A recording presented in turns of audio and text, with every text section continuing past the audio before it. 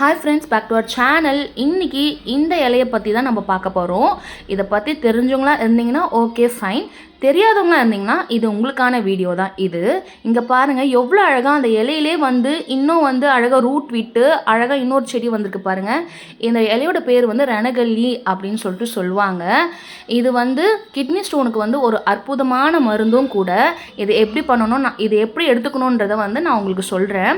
காலையில் வெறும் வயிற்றில் ஒரு சின்ன இலை, மீடியம் சைஸ் இலையை நம்ம நல்லா வாஷ் பண்ணிட்டு வெறும் வயிற்றில் சாப்பிட்லாம். இல்லையா அந்த சாறு எடுத்து ஒரு 1 to 2 டேபிள் ஸ்பூன் வர அளவுக்கு அந்த சாறை மட்டும் நீங்கள் எடுத்து குடிக்கலாம். இதுக்கு ரெகுலராக பண்ணக்கூடாது, இது ரொம்ப ஹீட்டு.